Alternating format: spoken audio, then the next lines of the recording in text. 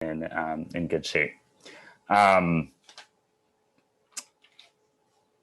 I'll go over the kind of logistics in a second, but want to welcome everyone to our third and final, for today at least, conversation in the series. And I'm super excited, volunteered to facilitate this conversation.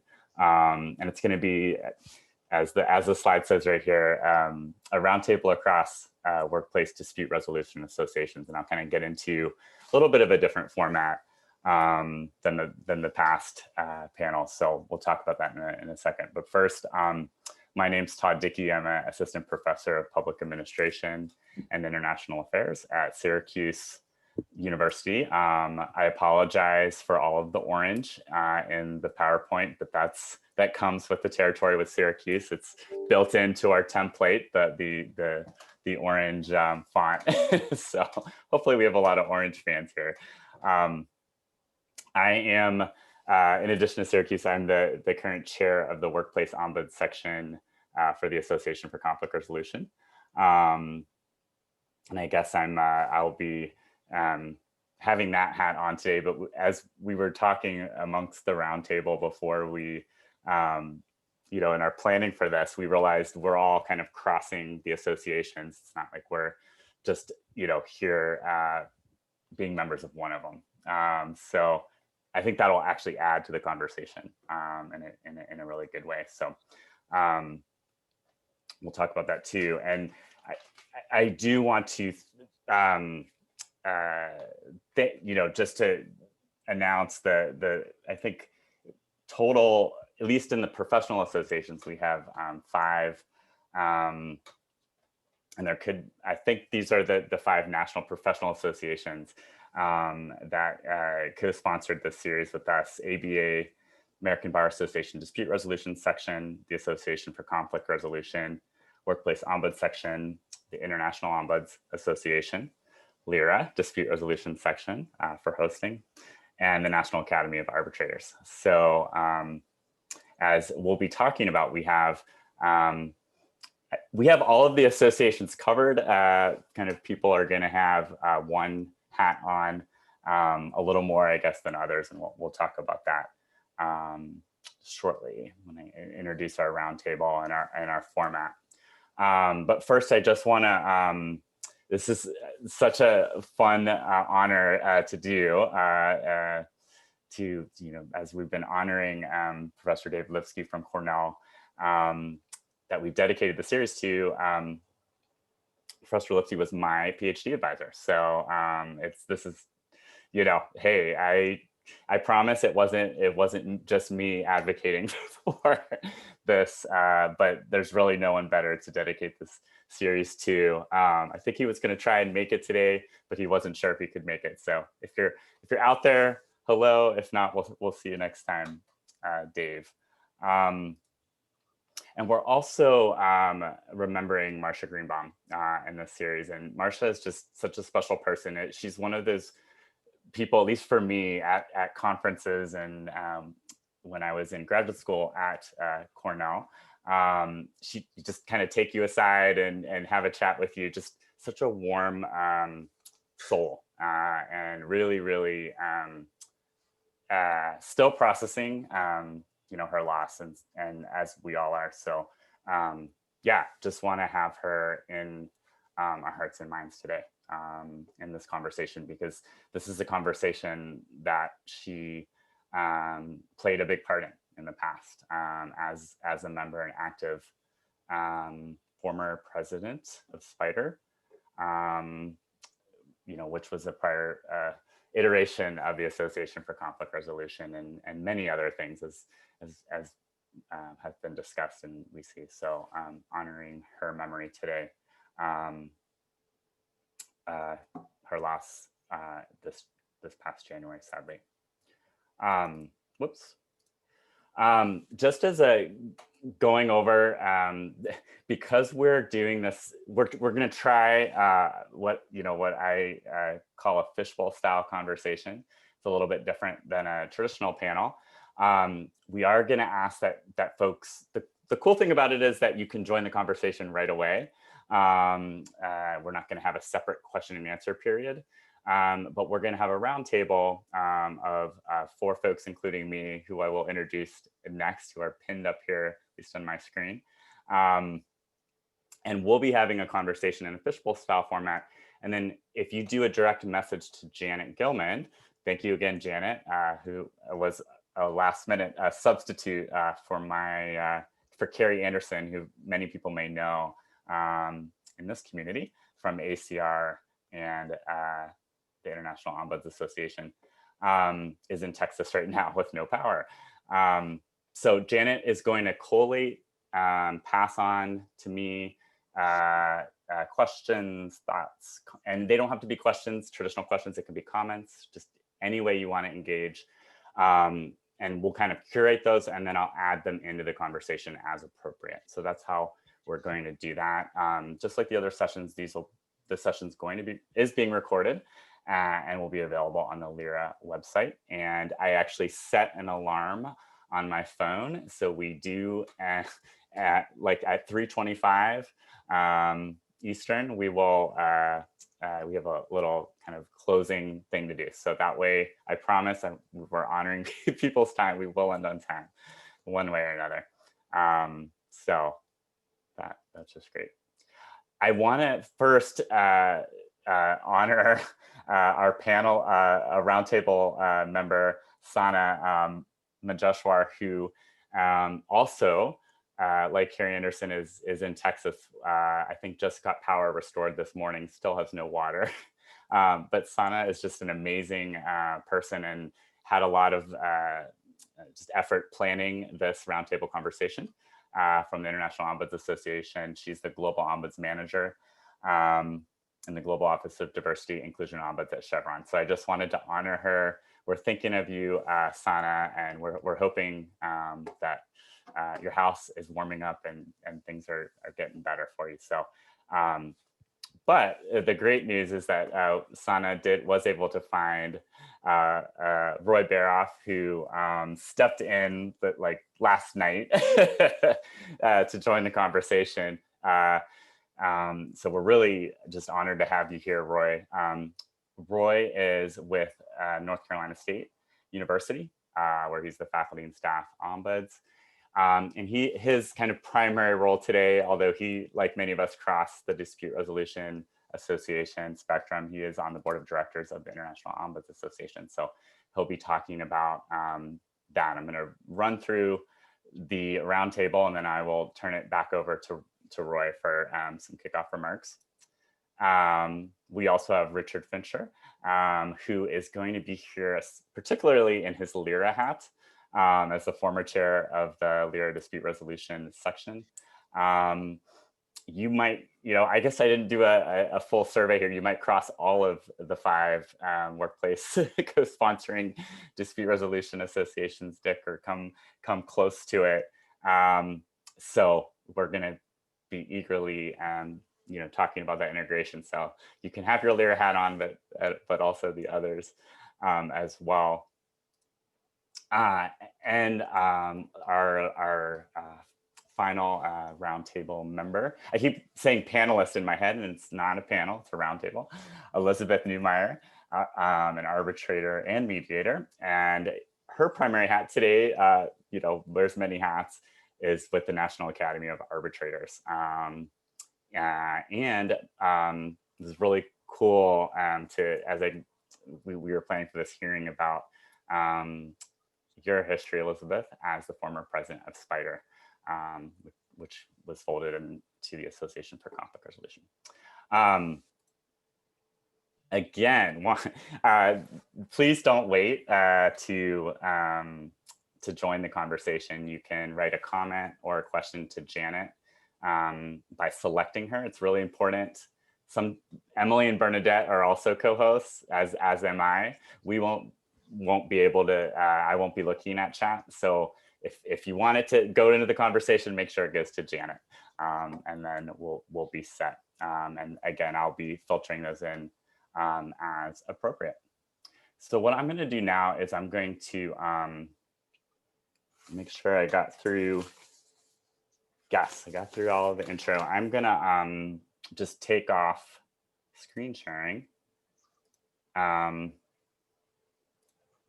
So we'll just have a, people can kind of switch their views to however they prefer. And we'll kick it off. And so we'll start off with about 2 to 3 minutes from each roundtable member. I'm really interested in you being in your primary hats, so the primary association that you're here today. I want to point out that all of us are not representing our associations. We're representing ourselves as members of each association, and we're in order to have a frank conversation about you know, the challenges, opportunities, successes, failures. We really want to have a real conversation here. So, but it's really important for all of us, and I'm sure if people are joining the conversation as well, to know that, you know, we're all here in our individual capacity as members of the associations, not necessarily representing them. So just wanted to make sure that that was made clear. So yeah, we'll start, we'll just go in alphabetical order with Roy, Richard, and then Elizabeth. And then I can loop in at the end. If you want to have a 2 to 3 minute, short and sweet, it doesn't even have to be that long, intro to your primary hat, your primary workplace dispute resolution association that you're here today for. And I'm interested in what you see as the value of membership. Again, we have a lot of time to talk about that more in depth, but we'll kick it off with that, and I'll turn it to Roy first.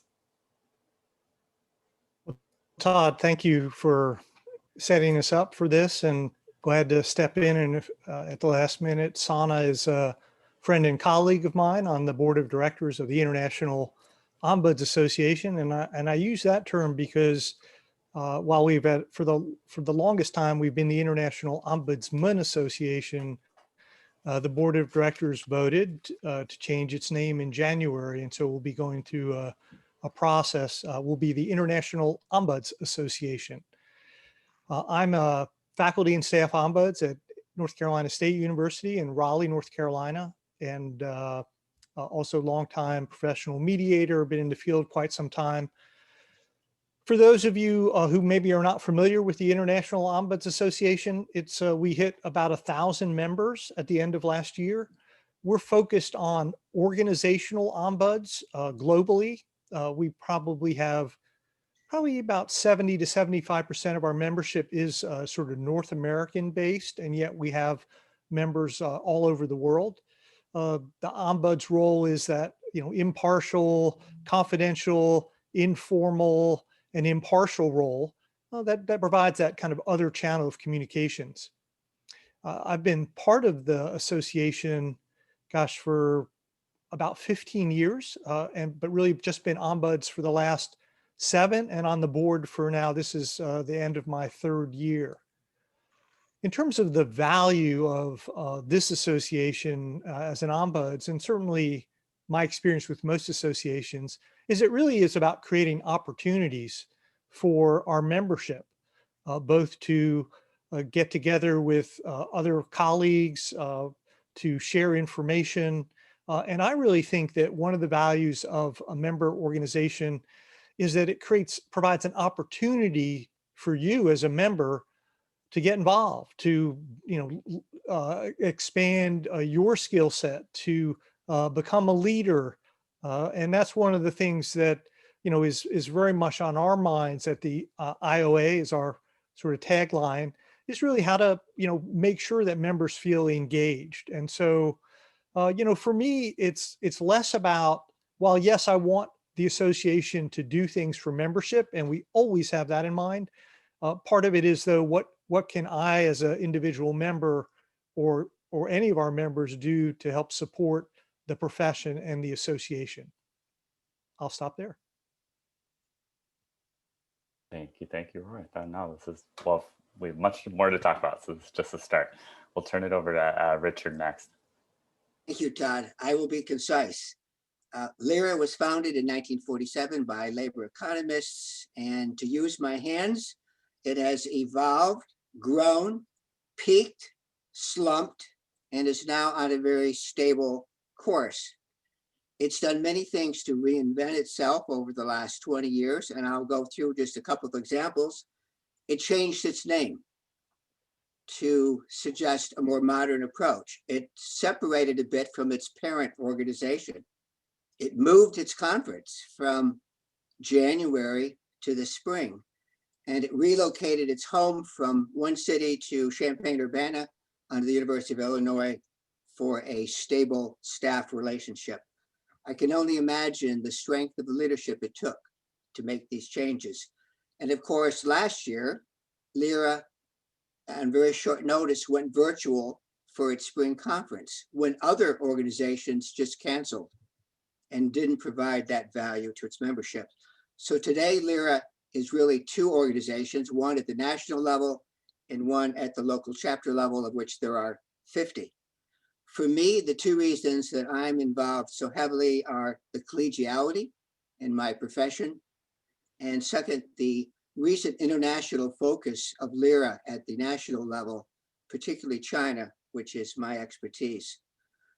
So in summary, the key to the future of LIRA, in my mind, is the volunteer leadership, listening to members and delivering valued benefits.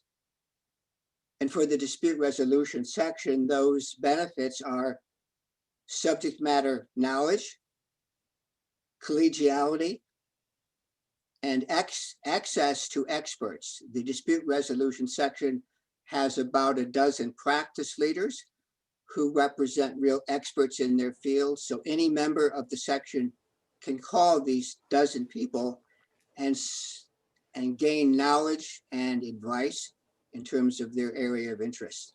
Thank you, Todd. That.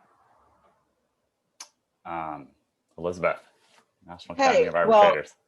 Okay, I'm here with my hat as a member of the National Academy of Arbitrators, which was also founded in 1947, and I don't think that's a coincidence. Both of the organizations kind of followed on how industrial relations had been handled during the Depression and then World War II. And a lot of people were employed for the government and privately resolving industrial disputes. And that kind of formed the basis for these two organizations. The founding meeting in 1947 had 23 white men there, and they had voluntary dues of $10.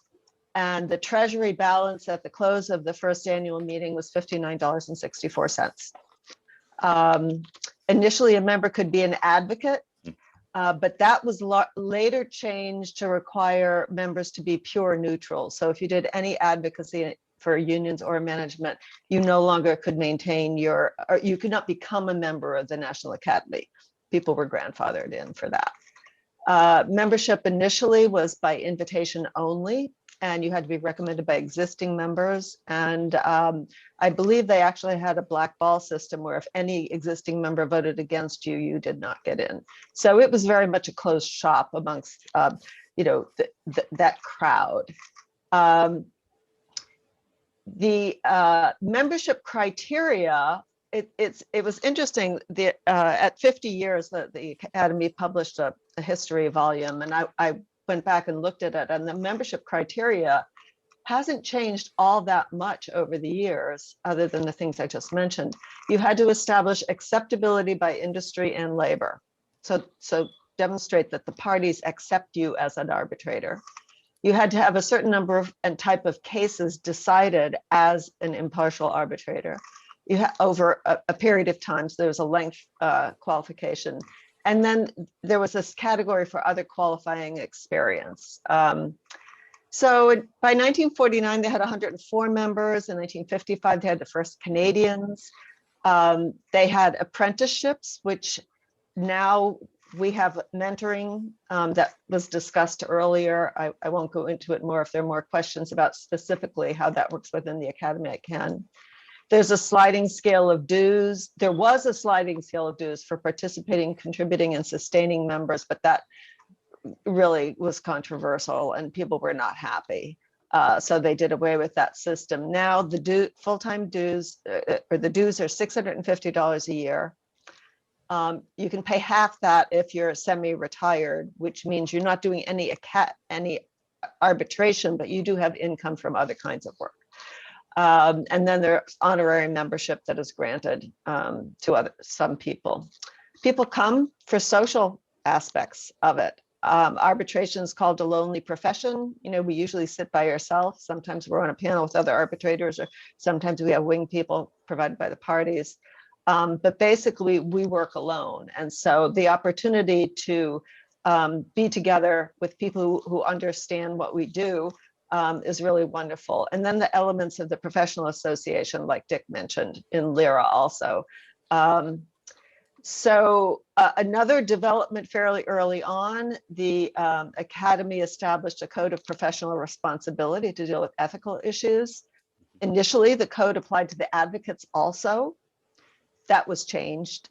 They figured out that telling the parties how to behave was maybe not the proper role for arbitrators. But now it's published jointly with FMCS and the American Arbitration Association. So any changes to the code have to be adopted by all three organizations.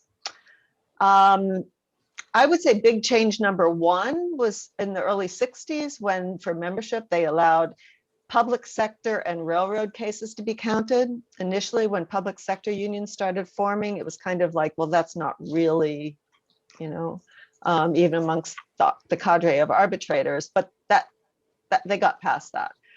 Another big change, advertising was allowed. I mean, a lot of arbitrators still don't do it. I don't have a website. It doesn't feel right to me.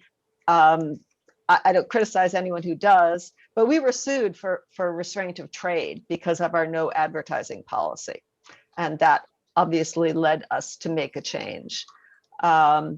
Big change number three is when we started, and this was hugely controversial, when we started allowing employment arbitration cases to be counted toward the number you need on your application. Previously, there was no credit whatsoever given for employment cases. It was only labor union employer cases. So you get some credit for employment cases, not full credit, but they do add up. And now we're counting, giving partial credit if you are selected to hear a case, even if the case settles and it doesn't go to hearing and decision. And, you know, Dick's comment in the last session about how he thought that more people will be settling cases. We're seeing that. I mean, my cases are settling at a much higher rate than they used to. So to acknowledge that, hey, the parties said this person's good, we want this person to hear the case, they should be given some credit toward admission to the academy. Well, I'll move on. Yeah, we can. Well, and again, two more. Oh, well, sure. Two more things. Sure, if really quick. I mean, yeah. Okay. No, that's okay. Go ahead. Move on. Well, I was just saying, because the cool thing about this format is that it's fishbowl, so you'll be able to say whatever you want in just a second after I close out my intro. Because it really is, what we want is we're going to just have a conversation. That's what's so cool about it. It's a little less formal. So yeah, so we're good. We're good, Elizabeth. Thank you.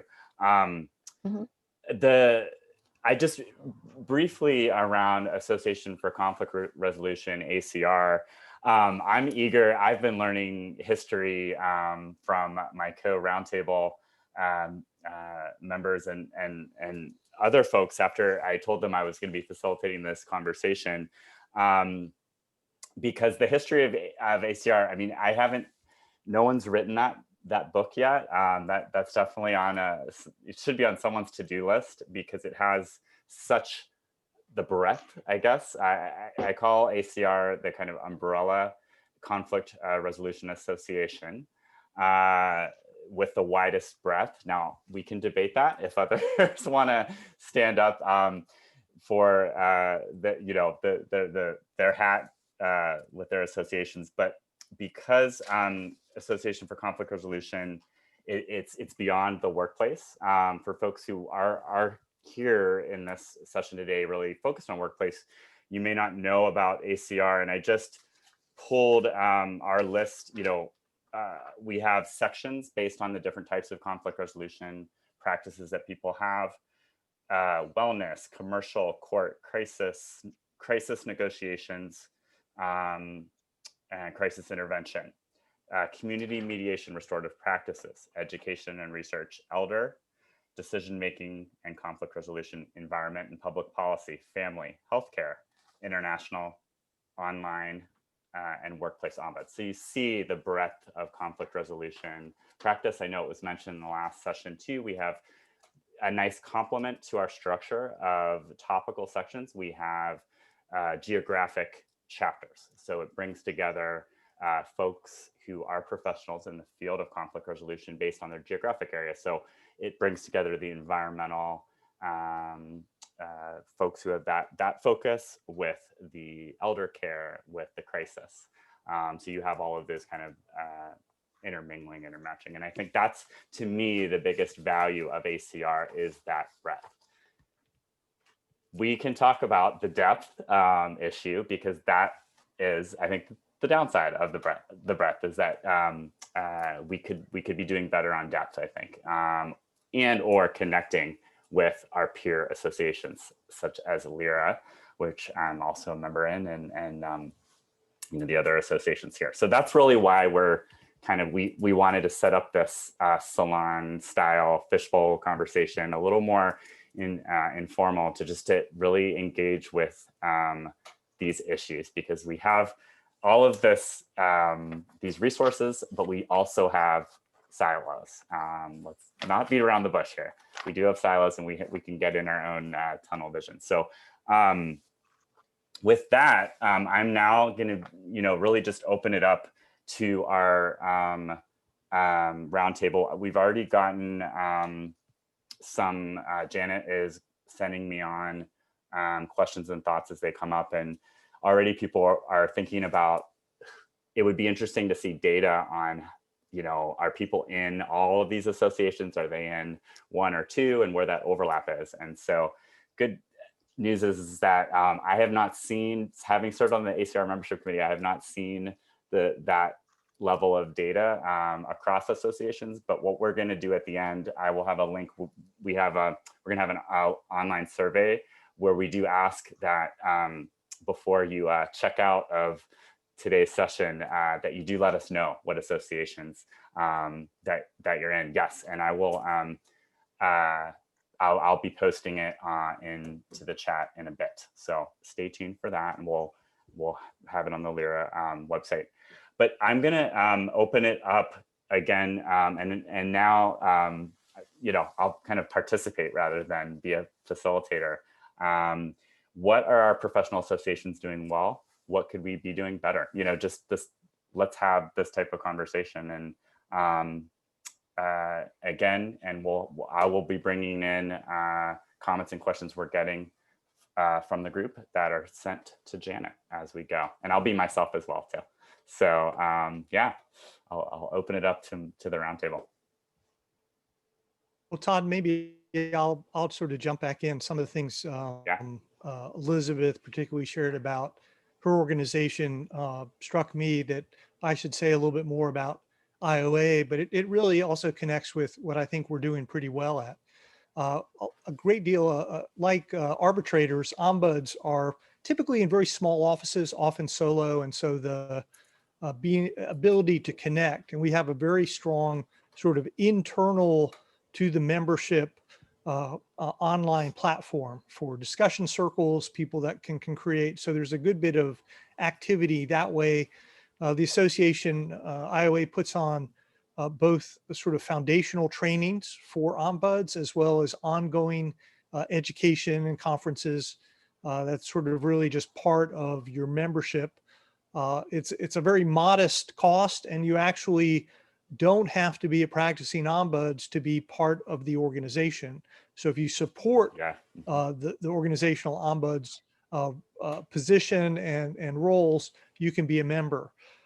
Finally, I'll just note that the IOA has also promulgated standards of practice and a code of ethics for ombuds that sort of provides a safe harbor for ombuds. If you're doing the work this way, It helps create some, particularly around legal protections around breach confidentiality aspects, and really creates the profession that we're in. So I think those are, I guess, the strengths, and maybe I'll tackle the challenges or the things we're not doing so well, doing so well after some others offer some comments.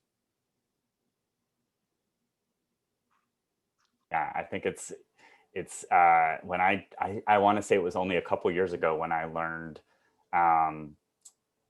if you're not practicing ombuds, you know, there's a place for you in IOA, you know, and that's something, you know, being in this community didn't know. So I'm betting other people are going to be in that boat too.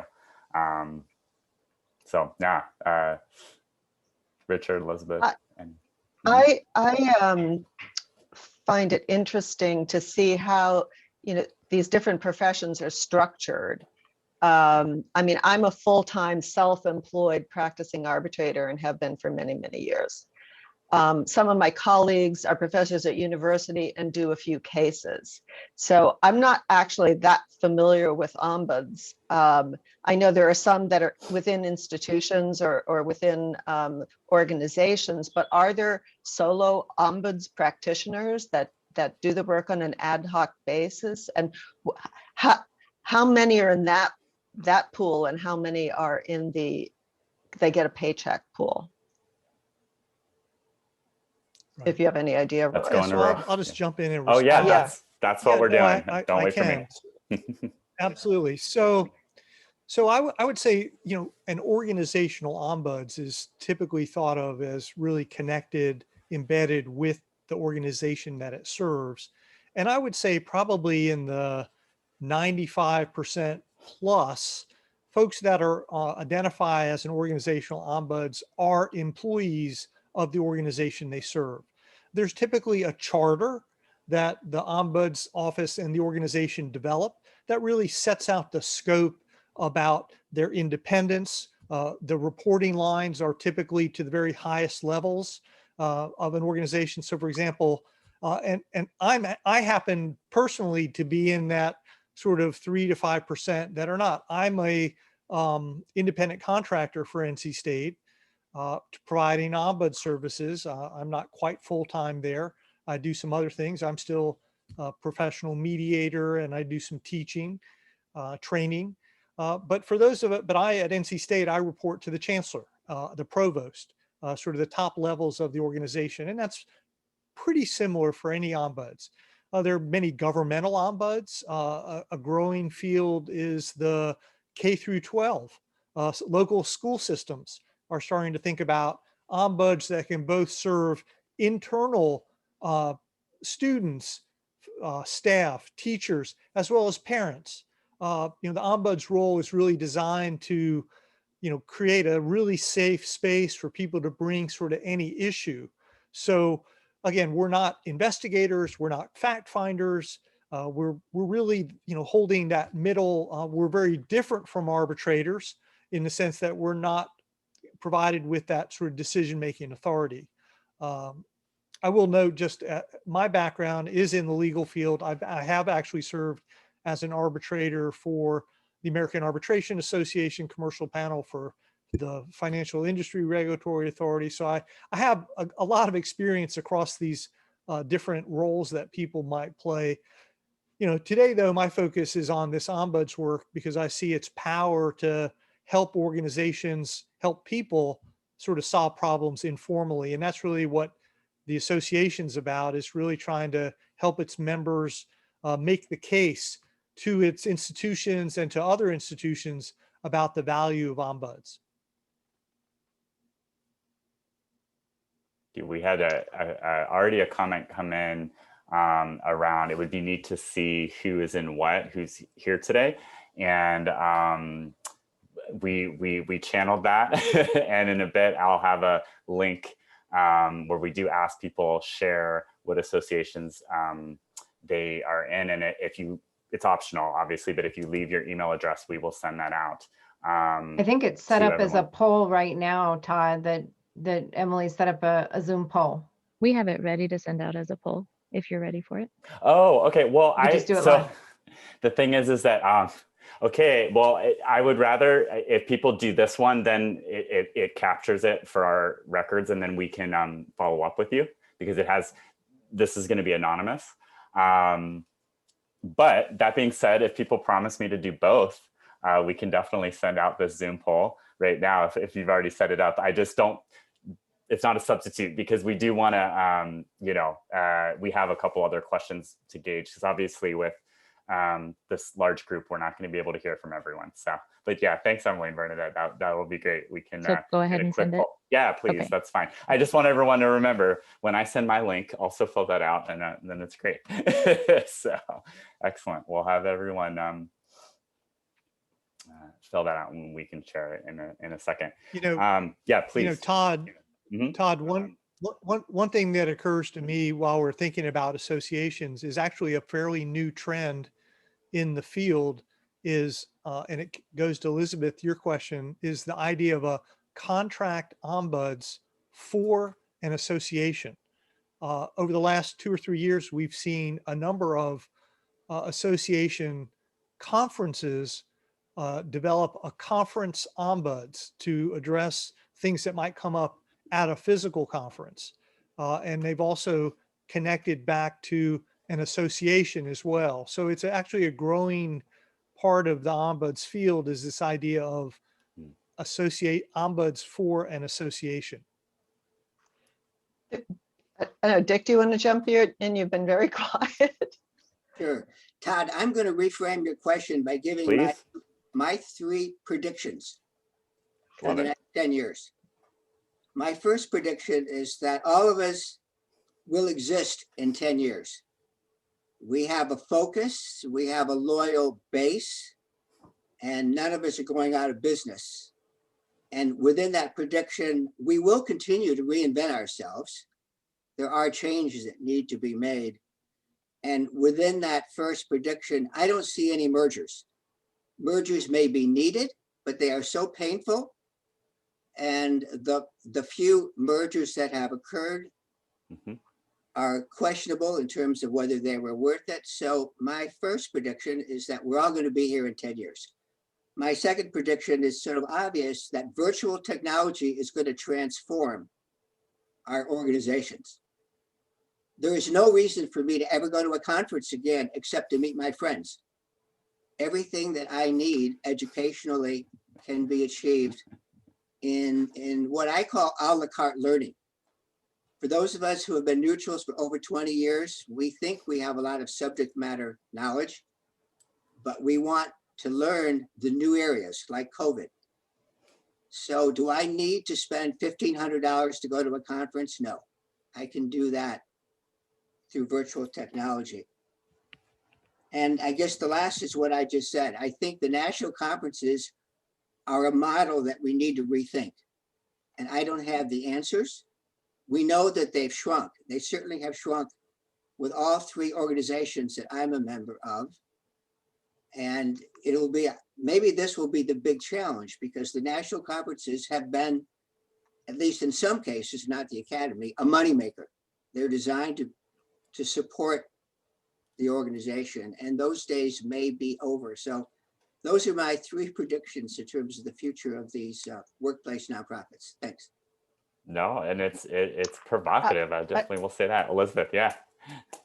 Yeah, I just have to jump right in on that last point. I was on the board of SPIDER, and I was program chair, and I was president of SPIDER. And yes, the conference had to be designed to basically generate enough revenue for, I forget what it was, 60 or 70% of the annual budget for the organization to pay for our office space and staff. After I was admitted to the National Academy, I was shocked when, I think in my second year, I was asked to chair the program committee, and I was like, well, what's the budget? Oh, just break even, Liz, that'll be fine. And I'm like, really? All I have to do is break even. It was just a very, very different approach. That said, the national, like the other conferences, the National Academies Conference has shrunk, and we have made changes. We no longer have a fall conference in addition to the spring conference, and we're, you know, watching the budget more carefully. I disagree with conferences being limited completely. I think the need to be with friends, get together, go out to dinner together, share experiences, have those informal conversations is a human need. And especially for people whose role in our society is to be the neutral, where you have to be careful with, you know, what you say in your work life all the time. It's a real respite being with colleagues. And I don't think being on Zoom is the same thing, not at all. So I don't, actually the National Academy meeting has been postponed to, I think, next September in San Diego. And on a New England region Zoom, we were asked, well, how, you know, assuming you have a vaccine, how many are planning on attending? And everybody said, yeah, I want to go, I want to go, I want to go. So I think they're going to remain alive for that reason.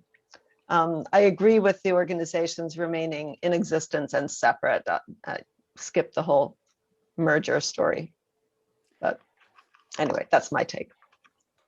Well, yeah, I guess that would be its own roundtable conversation on the merger. As someone who has been a ACR more recent member post-merger and reading some of the past history, yeah, I think a lot was lost, even though I wasn't you know, active in the Spider era.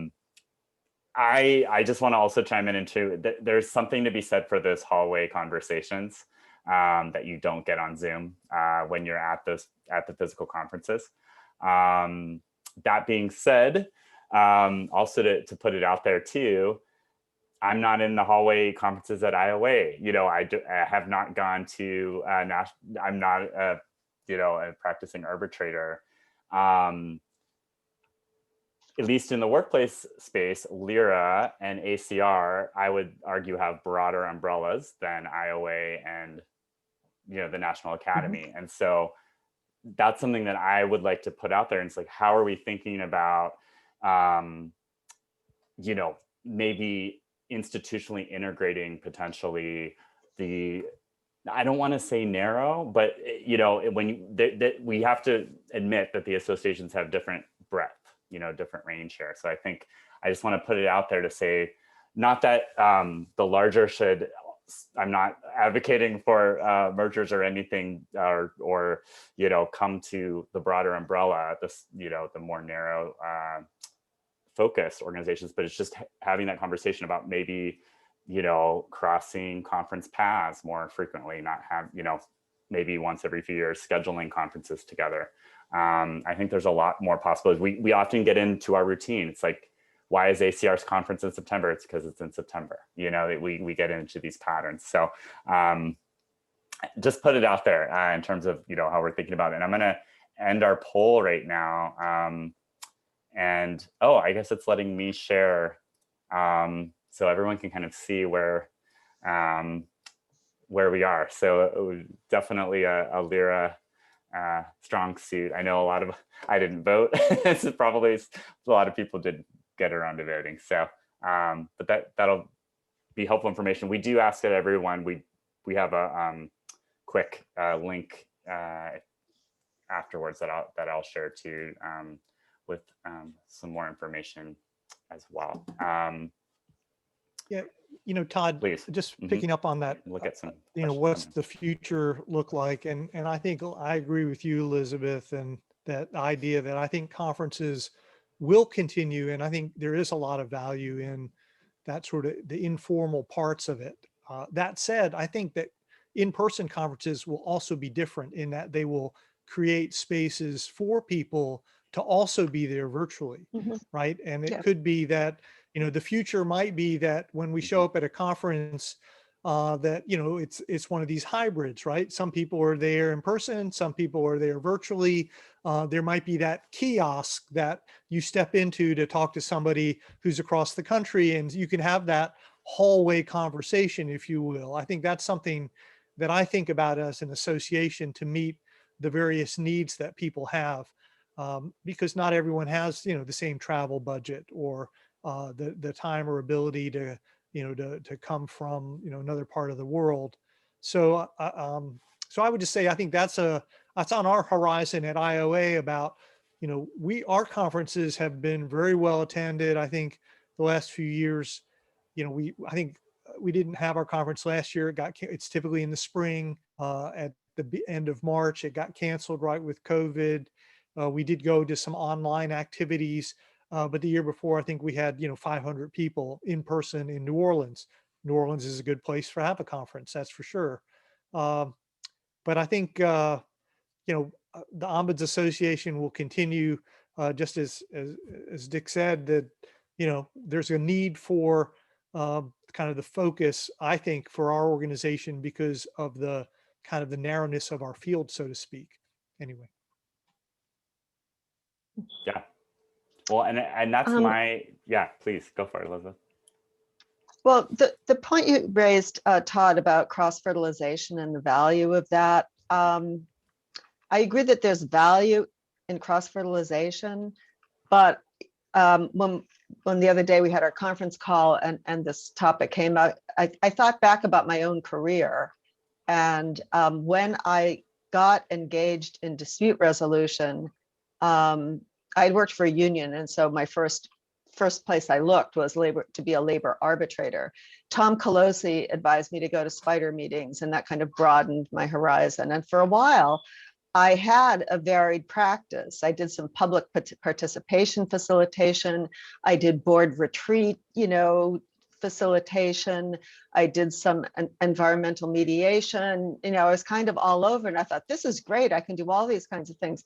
And it was fascinating. It was just fascinating. And Spider was a perfect place to learn from all the people doing all of that work. But what I found as my labor arbitration practice developed, the scheduling didn't work. I couldn't fit the pieces together because, I have people asking me for arbitration dates in 2023. So they're on my calendar, right? Well, then if I have a mediation that comes up and they're ready to hit the table, am I supposed to cancel that arbitration that's been on the books all that time?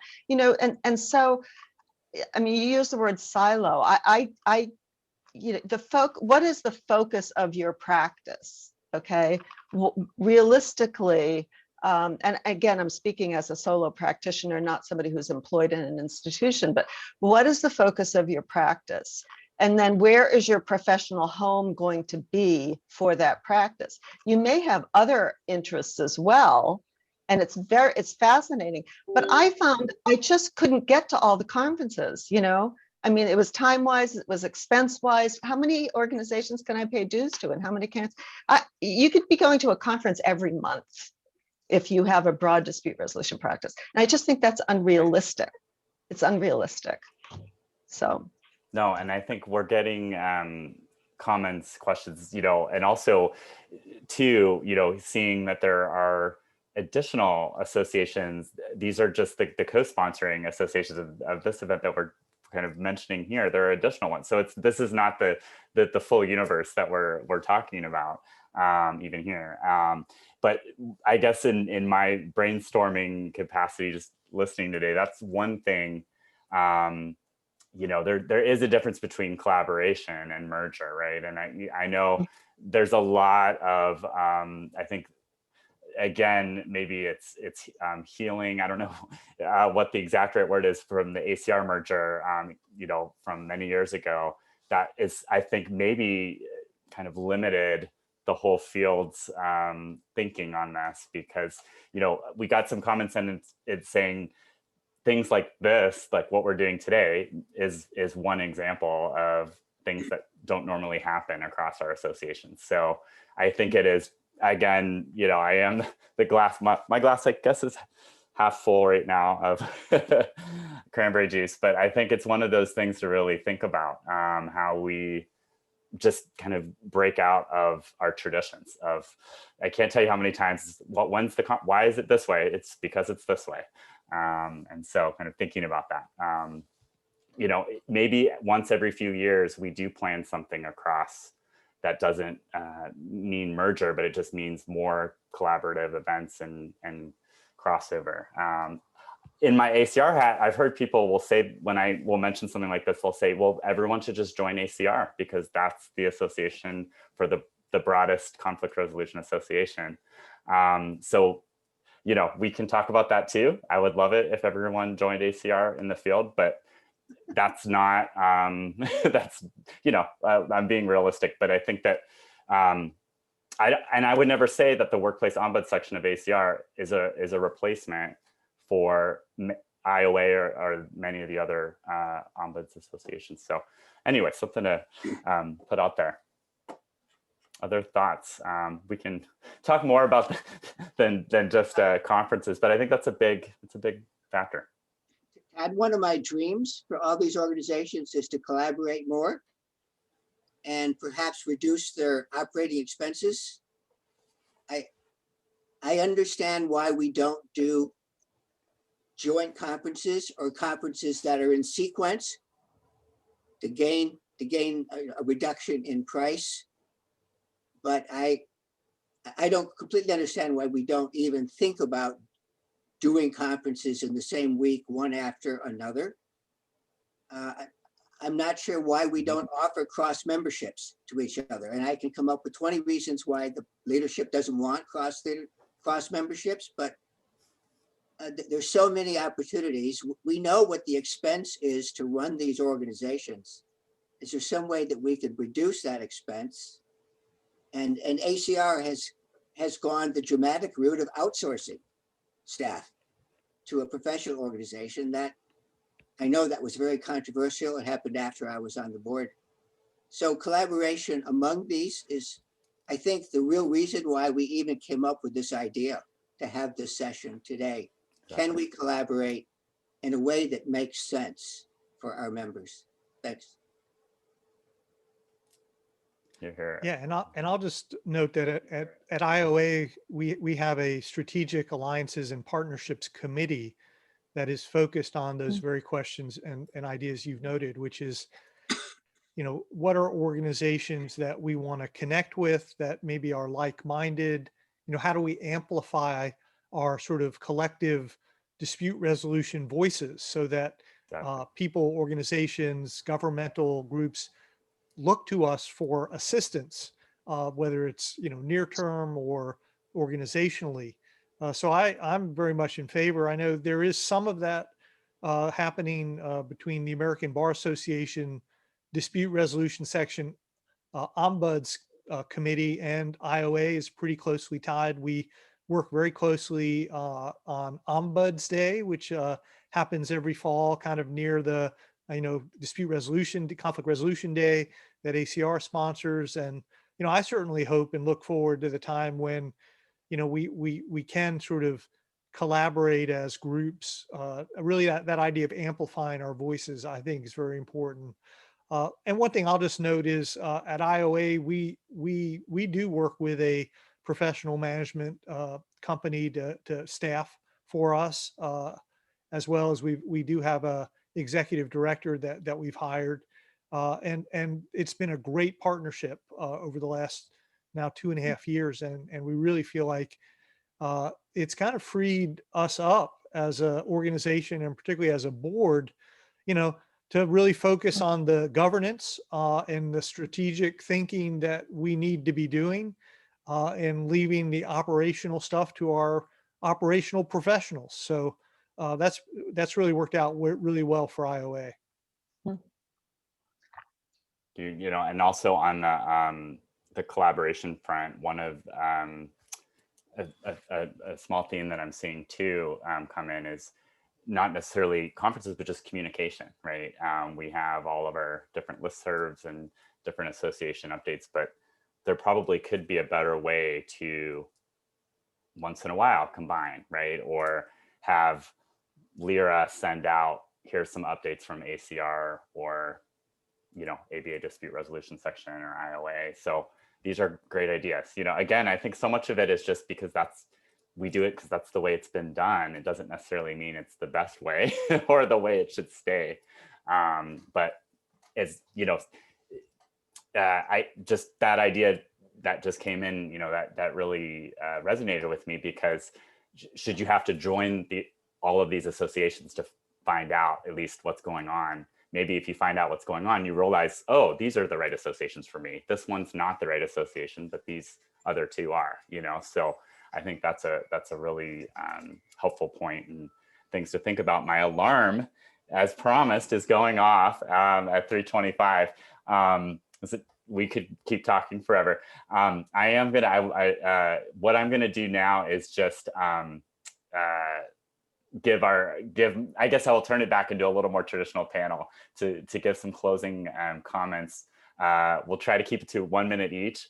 And then what I'm gonna do, as everyone has been so good, they're gonna fill out my survey that I'm gonna put a link in the chat box right now for, because we're gonna give everyone an opportunity. It's an anonymous survey. We would love to hear your feedback. We wanna hear what associations you're a part of, but also your feedback and ideas. And then it's completely optional if you want to leave your name and your email address. We're going to be sharing these with all of the co-sponsoring associations, and then we'll be getting back in touch to continue the conversation and hopefully, you know, launch into some of these ideas. So again, there's no need that you're not signing up to volunteer to be on Roy's committee. I'm sure he would love to have you if you're an ILA member on the strategic partnerships, but it's more just we want ideas and that. So I'll get that ready, and then we'll have minutes each. So starting, we'll do the same order again. Roy, Richard, and then Elizabeth. Well, Todd, and thanks for hosting us, facilitating. Glad to be a part of this. You know, if you're interested in the Ombuds field, you know, invite you to, you know, check out the International Ombuds Association. Again, we, you know, close to 1,000 members strong, very focused on that field, education, standards of practice that really help guide how people do that work. We're very welcoming to we call them new or aspiring ombuds. So we have people part of IOA that are not yet ombuds, but they want to be, and we're delighted to support the development of the field, and that's part of our goal moving forward. Is, and in fact, one of our, I guess it's more of a vision, is the idea of, you know, for every organization to have an ombuds or have access to an ombuds. So thanks for the chance to visit with you this afternoon. Yeah, Richard. I've given my 3 predictions for the next 10 years, which are generally highly optimistic. The one topic that we've not talked about, which we won't have time, is diversity. What are these organizations doing to recruit and retain and to make our organizations more inclusive? And in a nutshell, a tremendous amount of progress has been made, but never enough. Never enough. Yes. My perception is that we wait for diverse people to become members. We wait for them to show up, and then hopefully we embrace them, but we don't go after them. Thanks. Thank you. Elizabeth. Okay, really quickly, one way for members of the other organizations to interact with the National Academy, the National Academy has established a Research and Education Foundation, which Mr. Fincher was recently president of. It has grant money available for research. So that is a resource that some of you could look into tapping. And the resulting papers could be presented, you know, at both conferences separately or perhaps jointly, however. And the point that about diversity, around the country, National Academy members are actively trying to recruit people to mentor, and it's become, we're becoming more proactive. The FMCS has a program to train new arbitrators. I'm on the faculty for that, and it, you know, you can go to FMCS and read about it. I won't go into the details, but that's another avenue to get people started in the profession.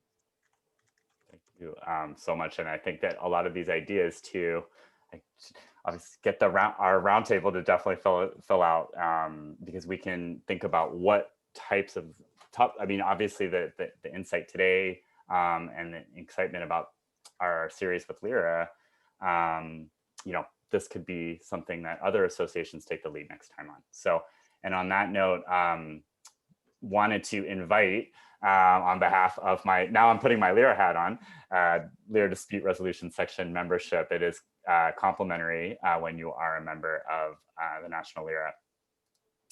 And last but not least, this wouldn't have been, we were talking about resources, this would not have been possible without the LIRA national staff, Emily and Bernadette. This has just been such an exciting opportunity to connect. We're getting amazing feedback. I'm sorry I couldn't get to everyone's, but this is a start of a conversation and not an end. And there's a lot of excitement here today. So I do encourage everyone, please do click on that link. Let us know what associations you're in, what you're interested in, and we're going to be sharing this with the leadership. And if we did not mention your association, an active one that you're in, because it's not a co-sponsor today, there's room on the survey for you to list that as well. But thank you, Emily and Bernadette, and thanks everyone. And our series is going to continue March 18th. So the conversations continue. We hope to see you then. Thanks, everybody. Thank you. Thank you, Todd. All right. So long. Take care. Bye-bye. Good to see everybody. Bye. Bye-bye.